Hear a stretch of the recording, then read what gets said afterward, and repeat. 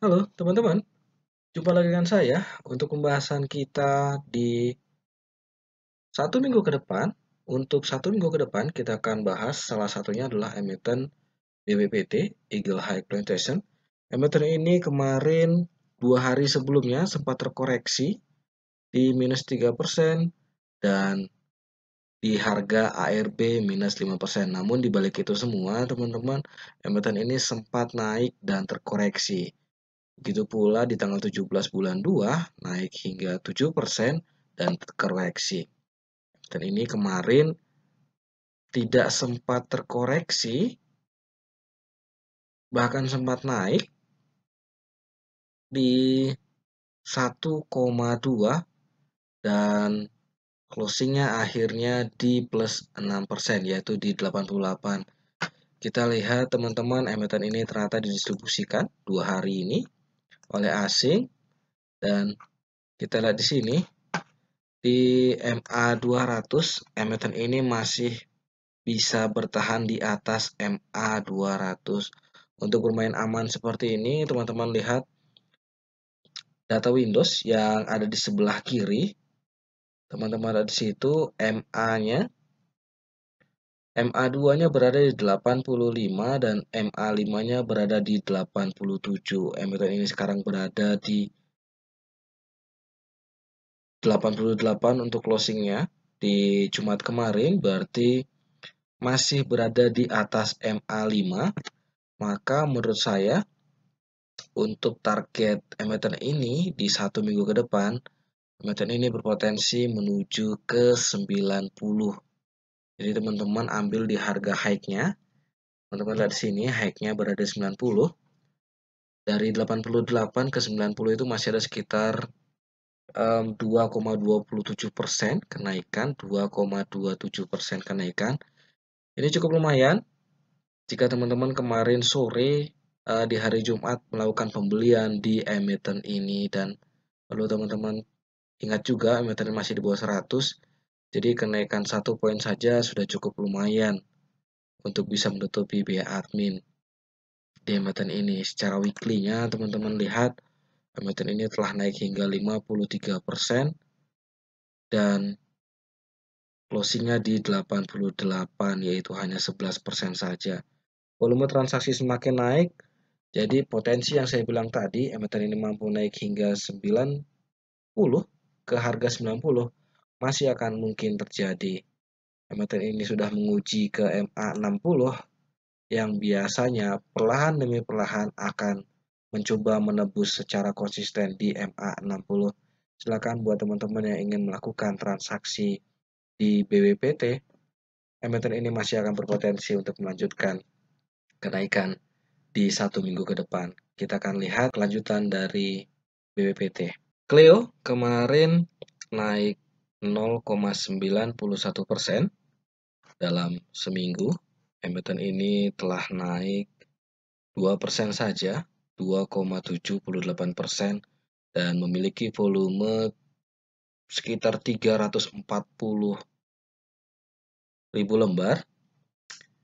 Kenaikannya sudah cukup lumayan, di mana di minggu kemarin hanya sekitar 300.000 saja. Sudah terjadi peningkatan volume yang ini akan berpotensi seperti yang terjadi di bulan 9 hingga bulan 10 di tahun 2021. Kita akan lihat teman-teman, volume semakin membaik, maka emiten ini akan berpotensi naik kembali. Kalau kita lihat untuk pergerakan asing di emiten ini hanya 4 hari diakumulasi, dan sisanya dari tanggal 14 bulan 2 hingga 3 bulan 1 tahun 2022, emiten ini selalu didistribusikan oleh asing. Untuk kondisi yang seperti ini, teman-teman bisa mencoba memainkan emiten ini dengan resistan di 454 dan supportnya di 420. Kita lihat garis yang warna hijau itu adalah top dari transaksi emiten ini, yaitu di closing di 444. Dan warna biru ini merupakan MA60 dari emiten ini. Jika teman-teman melihat yang kolom data Windows kolom warna kuning, teman-teman bisa melihat situ bahwa MA60 itu berada di 443. Masih di bawah harga closingnya. Ini cukup baik teman-teman. Sudah melewati MA60. Jadi kita akan tunggu emiten ini mencoba menguji ke MA200-nya. Di mana MA200 sendiri berada di 454. Kita lihat biasanya emiten ini akan koreksi dulu sebelum selanjutnya akan sideways, dan kita lihat MA 160-nya juga berada di 455. Tidak begitu jauh garis antara MA 160 dan MA 200. Kalau teman-teman masih optimis, silakan hold saat emiten ini menyentuh di 454 atau 455. Saran saya, sebaiknya teman-teman mengambil profit taking di situ. Itu selanjutnya kita akan pastikan lagi apakah emiten ini akan terus bertahan di area sideways tersebut. Menurut saya seperti itu teman-teman untuk target yang akan terjadi di Cleo. Untuk Cleo sendiri, menurut saya teman-teman, kondisi sekarang di 444 dan closing di target kita di 454, masih ada potensi kenaikan 2,25%. Silakan teman-teman, jika teman-teman ingin mencoba melakukan transaksi di Cleo. Untuk Doit yang sekarang sedang dalam kondisi uptrend di mana telah menembus MA 200 di satu minggu ini. Emiten ini sekarang terkoreksi teman-teman di 1,15. Terlihat jelas dominan terjadi akumulasi di emiten ini dibanding dengan distribusi yang terjadi oleh asing. Jadi menurut saya untuk transaksi yang seperti ini, teman-teman bisa menggunakan MA200 sebagai acuan, di mana MA200 untuk duit sendiri berada di 370. Teman-teman bisa melihat di data Windows. Situ tertulis bahwa MA close 200 di 370. Terus selanjutnya teman-teman silakan mencari emiten lain. Ketika emiten ini mencapai di MA 200, teman-teman bisa melihat rekomendasi dari tahun 2021 dan tahun 2020, di mana saat emiten ini menyentuh MA 200, maka tidak berapa lama kemudian di minggu yang berikutnya biasanya emiten ini akan terkoreksi. Silakan untuk target koreksinya atau supportnya ada di mana, saya tidak bicara ke arah sana dulu, namun saya berbicara target resistannya yang akan terjadi di emiten ini. Silakan teman-teman, jika teman-teman ingin mengakumulasi atau mentransaksikan dana teman-teman di Doit, masih ada potensi kenaikan 7,55% lagi yang akan terjadi di emiten ini. Tetap ada risiko. Elsa closing di 0,68 di 290. Menurut saya seminggu ke depan emiten ini akan koreksi dulu menyentuh di MA 16, yaitu di 282. Jika teman-teman lihat di sini berada di 282.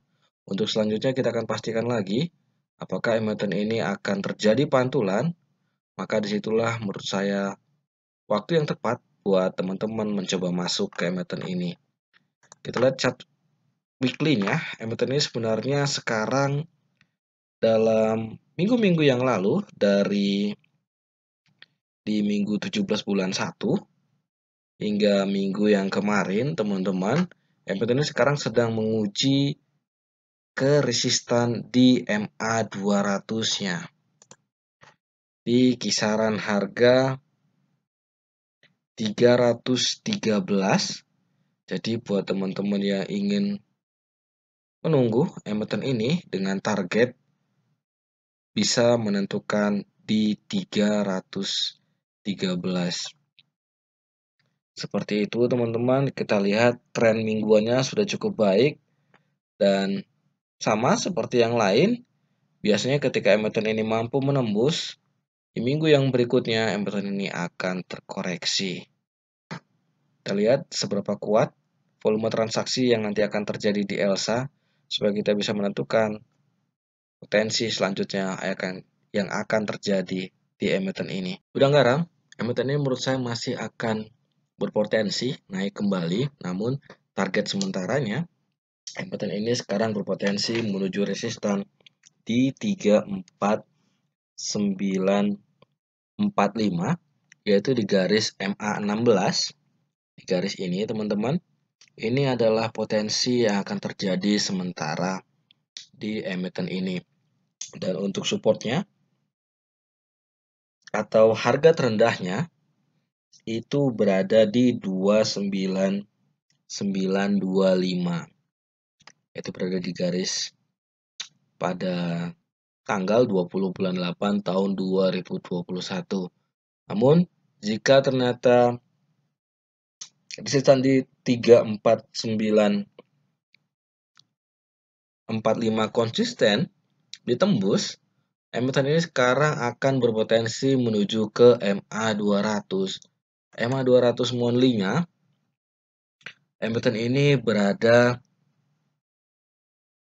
di 40. Kalau teman-teman lihat di kolom data Windows yang warna kuning, yaitu dia berada di 44443.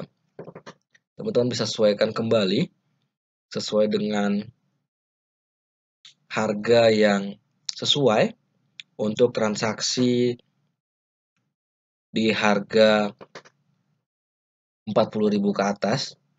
Teman-teman bisa sesuaikan dengan itu, dan setelah itu menurut saya jika emiten telah menyentuh MA200 monthly-nya, maka potensi koreksi di bulan berikutnya akan terjadi. Untuk saya, secara mingguan, teman-teman bisa ambil di MA16, target dalam mingguannya, yaitu di 34.945. Silakan buat teman-teman yang ingin mencoba bertransaksi di GGRM. HIL, emiten ini closingnya di plus 463%.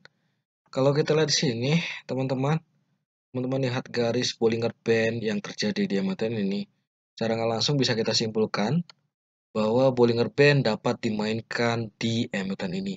Tidak semua Bollinger Band bisa langsung diaplikasikan di semua emiten, tapi salah satunya HIL bisa kita aplikasikan di Bollinger Band.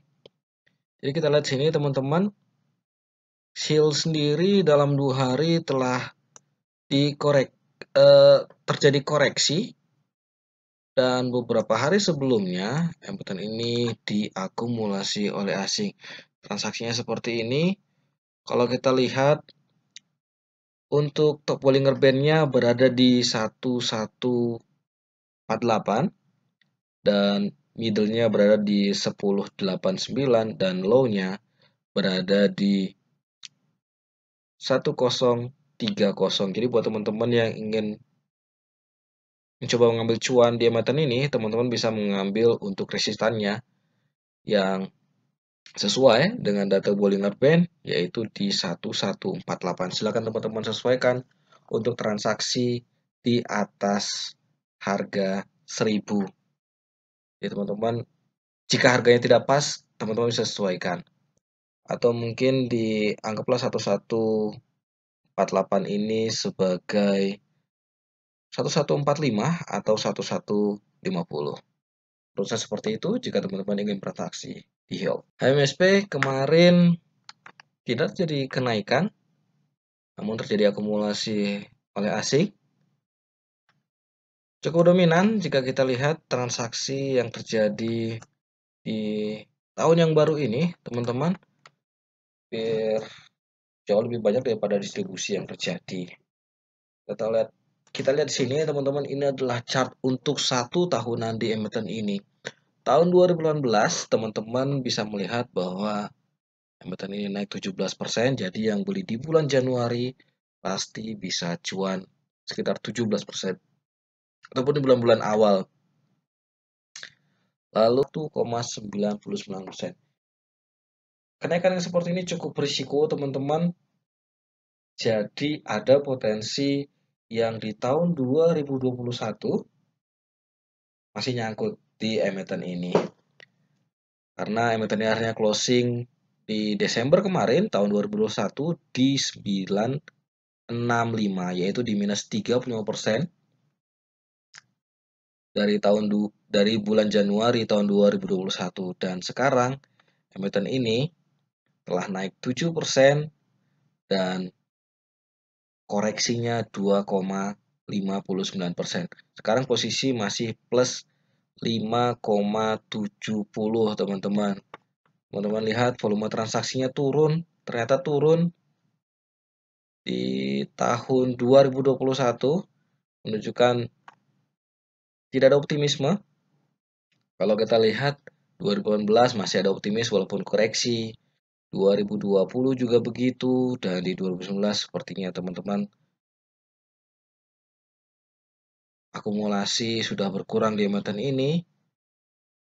Mungkin juga terkait dengan COVID, maka kesehatan harus dijaga. Sepertinya sudah mulai pesimis, dan untuk awal tahun bisa kita bilang seperti itu. 2022 ini masih cukup baik.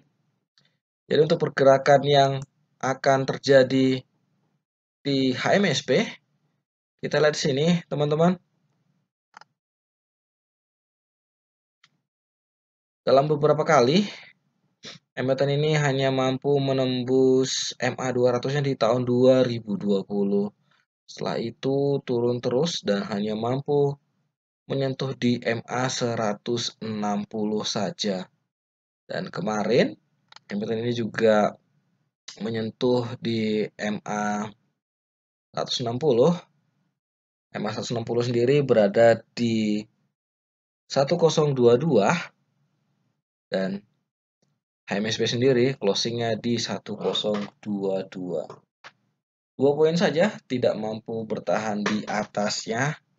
Sepertinya kita lihat bahwa emiten ini tidak begitu kuat untuk bisa menembus ke MA 160.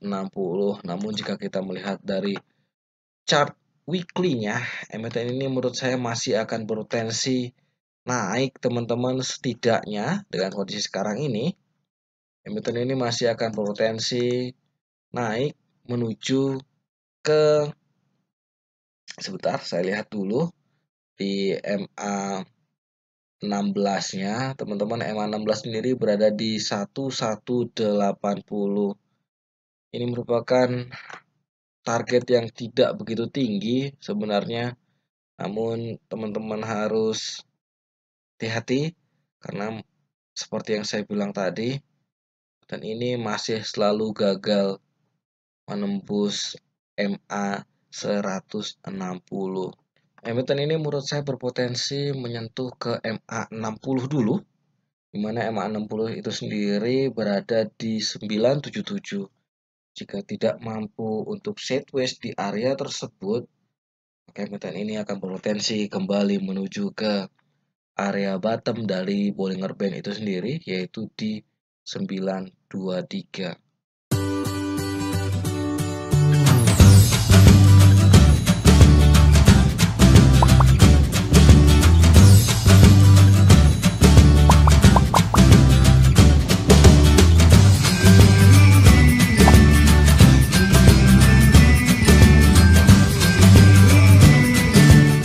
Inco, emiten ini telah melewati MA 160 dan MA 200-nya, yang mana sekarang menurut saya dengan akumulasi yang sudah terjadi di emiten ini dari tanggal 18 bulan 2 hingga tanggal 9 bulan 2, emiten ini sekarang berpotensi perlahan-perlahan akan menuju ke 5.600 dari harga closing yang terjadi di hari Jumat kemarin di 4.900. Perlahan-lahan teman-teman, silakan buat teman-teman yang mencoba mengakumulasi emiten ini, teman-teman akan berpotensi mendapatkan cuan di emiten ini. Secara weekly juga teman-teman bisa lihat bahwa akumulasi telah terjadi, volume transaksi semakin meningkat, dan seperti yang teman-teman lihat bahwa seperti inilah transaksi yang terjadi di Inco, bahwa tiap minggu pasti akan ada koreksi.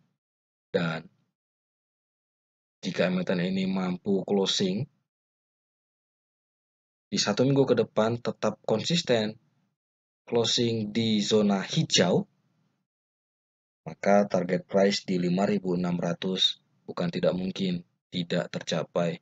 Perhatikan konsistensi yang akan terjadi di emiten ini untuk menentukan target price yang teman-teman ingin pastikan yang akan terjadi di Inco. INTP, teman-teman jika bermain di INTP harus lebih bersabar karena emiten ini kemarin koreksi 1%, 1,80 di 10925. Jadi distribusi kecil dan memang harga yang cukup tinggi mengakibatkan frekuensi dan volume yang tidak cukup besar terjadi di emiten ini. Wajar saja harganya di atas 10 ribuan teman-teman. Dan kita lihat secara weekly memang volume transaksi semakin meningkat. Kalau teman-teman mau sebenarnya teman-teman bisa bermain di range kenaikan 2% dan koreksi 2%. Di situ kalau mau teman-teman bermain, ambil cuan secukupnya di NTP. Jangan bermain besar-besar. NTP sepertinya bisa dimainkan untuk teman-teman belajar, bermain transaksi secara mingguan. Jadi kalau senenya -2 atau -3, teman-teman bisa coba beli. Nanti ketika naik sedikit di 2% sekian, teman-teman bisa melakukan penjualan. Seperti itu.